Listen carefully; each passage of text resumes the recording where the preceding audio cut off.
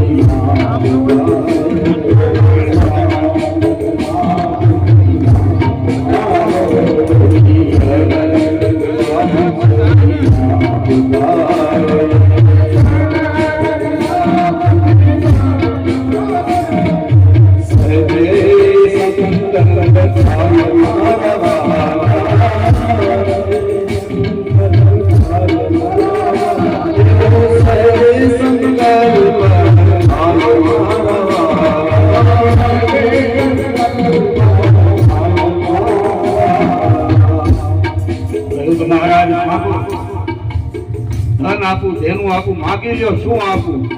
ત્યારે કીધું બસ અમે તો બ્રહ્મચારી માત્ર 3 ડગલા પૃથ્વી જોઈ તેથી સંધ્યાનું વંદન.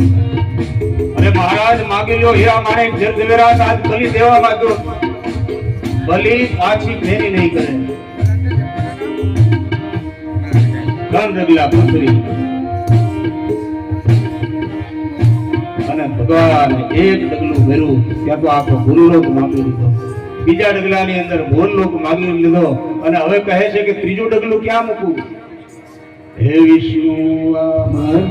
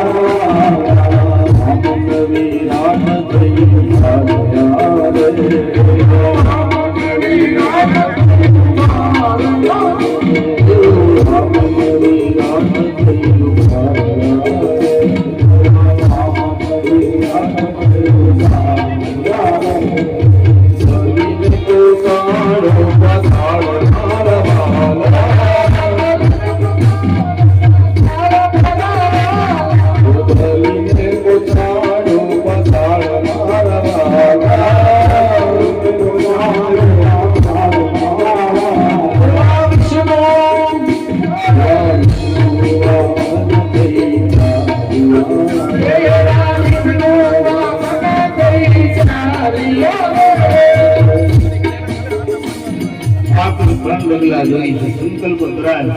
શુક્રાચાર્યને ચિંતા થઈ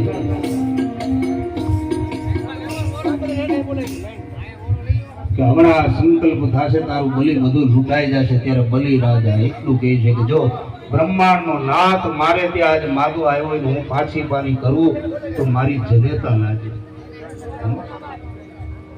અને હવે વામન વિરાટ બનીને ઉભા રહી ગયા. 1 ડગલામાં આખા ભૂલોકને માપી લીધું.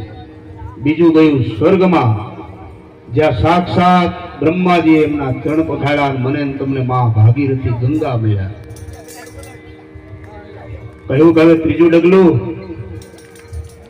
ત્યારે મસ્તક ઝુકાવ્યું કહ્યું છે કે હે મહારાજ, હે દેવ, આ મારું આ મસ્તક, એમાં પણ આ શરીર છે, એ શરીરમાં પણ પૃથ્વીનો અંશ છે, માટે ત્રીજું ડગલું મારા મસ્તક ઉપર મૂકો.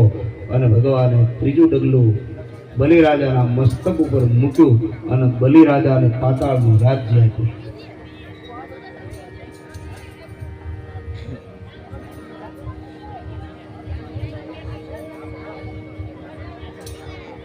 જય હો. બલિરાજાની દાતારી હોય તો રામ વેલા આવી જાય. બરાબર છે.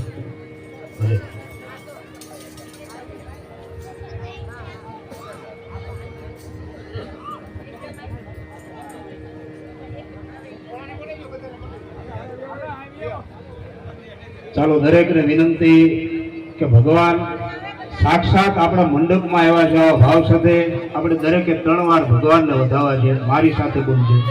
ઓમ વિષ્ણવે નમઃ, ઓમ વિષ્ણવે નમઃ, ઓમ વિષ્ણવે નમઃ, ઓમ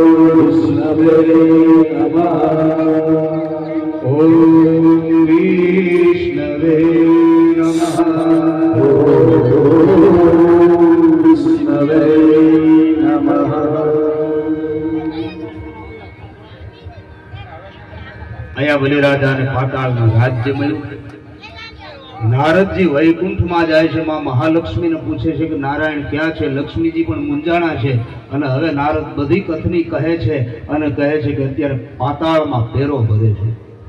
તમે કલ્પના તો કરો કે બલિરાજાની શક્તિ કેટલી, કે અખિલ બ્રહ્માંડનો નાથ એની ચોકી ફરતો.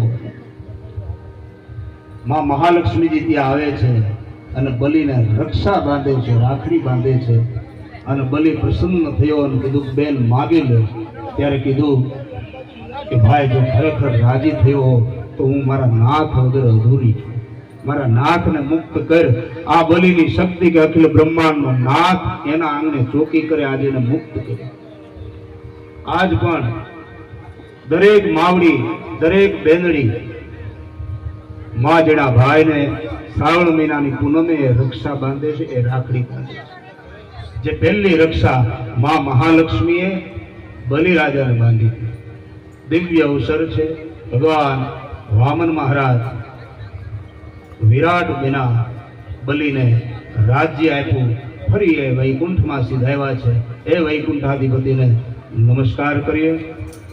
યસ્ય સ્મરણમાત્રેણ જન્મ સંસાર બંધના વિમોચતે નમસ્તસ્મૈ વિષ્ણવે પ્રભવિષ્ણવે.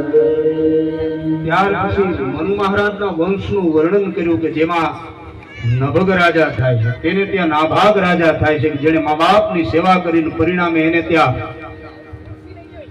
અંબરીશ એવું સંતાન પ્રાપ્ત થાય છે કે જેણે દુર્વાસા મુનિની કૃત્યા શક્તિને પોતાની ભક્તિના જોરથી બાળીને ભસ્મ કરાવી નાખી. સવૈ મનઃ કૃષ્ણ પદારવિંદયો વચાંસી વૈકુંઠ ગુણાનુ વર્ણે કરો હરમન નિર્માજનાદિષુ શ્રુતિં ચકારાચ્યુત સત્કથોદય. જેમણે પોતાનું મન ઇન્દ્રિયો પ્રભુમાં લગાવી છે અને એવું રાજ્ય કરે છે, રાજવી ધર્મ છે, માટે આખી પ્રજા એવી સુખી છે. બધા જ વ્રત અને ઉપાસના કરનારા, જેણે પ્રભુની આરાધના માટે દ્વાદશી પ્રધાન 1 વર્ષ સુધી ચાલે એ એકાદશી વ્રત કરવાનો નિયમ લીધો. દ્વાદશી પ્રધાન એકાદશી માં યમુનાજીમાં સ્નાન કર્યું છે. સ્નાન કરી પવિત્ર બની ઠાકોરજીની સેવા કરી, પૂજા કરી. પૂજા માટે આવેલા બ્રાહ્મણો એને ગૌદાન કર્યું. 60 કરોડ ગાયો, એના સોને મઢેલા સિંહ, રૂપે મઢેલી ખરીથી ગાયો છે, એની સેવા કરી. એ ગૌદાન અંબરીશ રાજાએ કર્યું છે.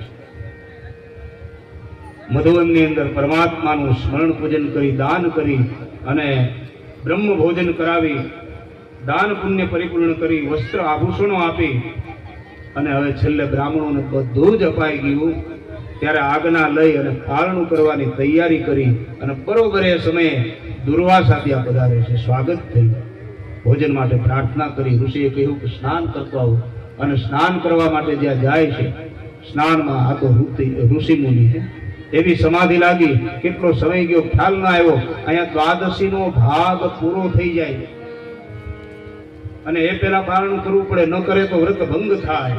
બ્રાહ્મણો સાથે વિચાર વિમર્શ કરી અને વચ્ચેનો રસ્તો મળ્યો કે મહારાજા તમે જળનું આચમન કરો, તુલસીદલ છે એ પ્રસાદમાં લ્યો, હરિનું સ્મરણ કરો કે જેથી તમારો ઉપવાસ પણ અખંડ રહે અને પારણું પણ થઈ જાય. અને એ જ પ્રમાણે આચમન કરી હરિનારાયણની પ્રાર્થના કરી વ્રત હતું એનું સમાપન કર્યું. પણ અહીંયા મહામુનિને સમાધિમાં ખ્યાલ આવી ગયો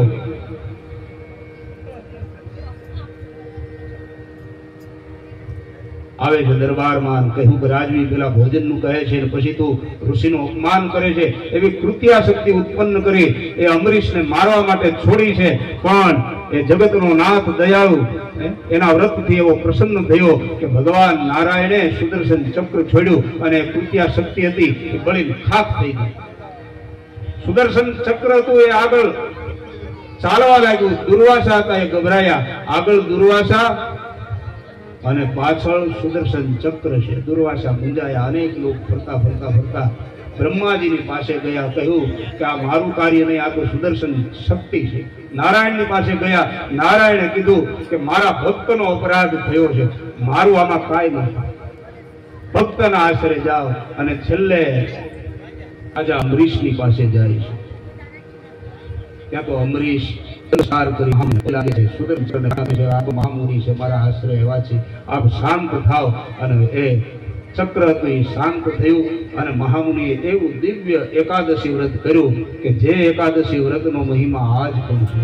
મારી બહેનો અને માતાઓ, મહિનામાં બંને પક્ષમાં એકાદશી આવે, પણ આપણી એકાદશી સારી છે.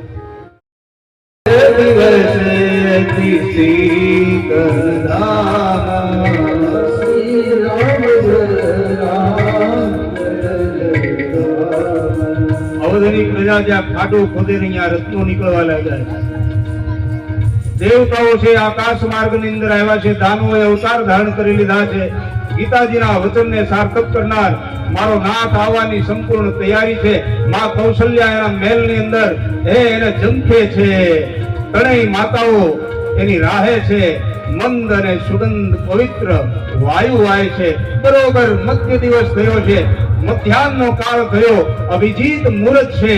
અને માં કૌશલ્યાના મહેલની અંદર પ્રથમ એ નારાયણ 4 હાથવાળા બની ચતુર્ભુજના સ્વરૂપે માની સામે પ્રગટ થયા. માએ એની દિવ્ય સ્તુતિ કરી છે. પ્રગટ કૃપાલા દીન દયાલા કૌશલ્યા હિતકારી. પ્રગટ કૃપાલા દીન દયાલા કૌશલ્યા હિતકારી. હર્ષિત હતારી મુનિ હારી અદ્ભુત રૂપ વિચારી. હર્ષિત હતારી અદ્ભુત રૂપ વિચારી. લોચન અભિરામા સંગર શ્યામા નિજે આયુધ ભુજધારી.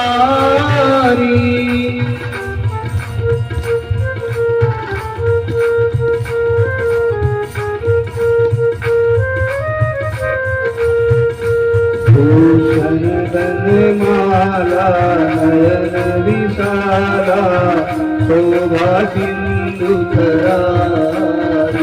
ભૂષણ ધનમાલા નયન વિશાલા શોભા સિંધુ ધરારી. અવધની પ્રજાથી સુખી થઈ, ઋષિઓની સમાધિથી સુખી થઈ અને આખા બ્રહ્માંડને આનંદ આપનાર મારો રામ આજે જે 4 હાથ વાળું સ્વરૂપ હતું એ અદ્રશ્ય થયું. અને આજાન બાહુ યોગીઓ જેનું ધ્યાન કરે છે, હજારો વર્ષથી જેની સમાધિ છે અને સમાધિની અંદર એના દર્શન કરે છે, એને દર્શન આપવા માટે થઈ આ ધરાતલ ઉપર અવધ નગરીની અંદર ભગવાન રામજીનું પ્રાગટ્ય થાય છે. બોલે રામચંદ્ર ભગવાન કી જય. જ્યાં દશરથ મહારાજને રામ સમાચાર મળ્યા, ખૂબ આનંદ થયો. ત્યાં જ બી દાસી દોડતી આવે છે અને કહે છે કે અન્ય રાણીએ સંતાનોને જન્મ આપ્યો છે. એ રીતે ભરત મહારાજ, લખનજી મહારાજ અને શત્રુઘ્ન મહારાજનું પ્રાગટ્ય થાય છે. જે નગરીમાં એક સંતાન માટેની ઈચ્છા હતી ત્યાં ભગવાને આજે મનોકામના પરિપૂર્ણ કરી અને 4 સ્વરૂપના પ્રાગટ્યને ધારણ કર્યું છે. બોલે રામચંદ્ર ભગવાન કી જય. भरतलाल महाराज की जय, लखनलाल महाराज की जय, शत्रुघ्न महाराज की जय, तारो भैया की जय, सरयू मैया की जय, मां कौशल्या मैया की जय, भगवान रामचंद्र महाराज की जय। હવે અવધની પ્રજાના મુખમાં બસ એક જ શબ્દ દશરથ મહારાજ માટે, हे अवध में आनंद भयो जय रघुवीर राम की, हे अवध में आनंद भयो जय रघुवीर राम की, अवध में आनंद भयो जय रघुवीर राम की, अवध में आनंद भयो जय रघुवीर राम की। आरती माटेनो जे ચડાવો થયો છે, વિનંતી કરું કે આરતીની તૈયારી કરાવી, મંજરી પ્રસાદ ધરવાની તૈયારી કરાવીએ। અહીંયા આપણે શબ્દો દ્વારા આ ઉત્સવને ઉજવવાનો છે।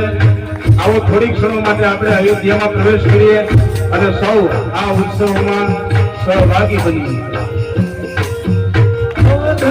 આનંદ ભયો જય રઘુવીર લાલ કી, આનંદ ભયો જય રઘુવીર લાલ કી, આનંદ ભયો જય રઘુવીર લાલ કી, અરે આનંદ ભયો જય રઘુવીર લાલ કી, અવધ में आनंद भयो जय रघुवीर राम की, अवध में आनंद भयो जय रघुवीर राम की, कौशल्या को लालो भयो रख के लाल भयो, सदा में आनंद भयो जय रघुवीर राम की, सदा में आनंद भयो जय रघुवीर राम की, अवध में आनंद भयो जय रघुवीर राम की, हे अवध में आनंद भयो जय रघुवीर राम की, हे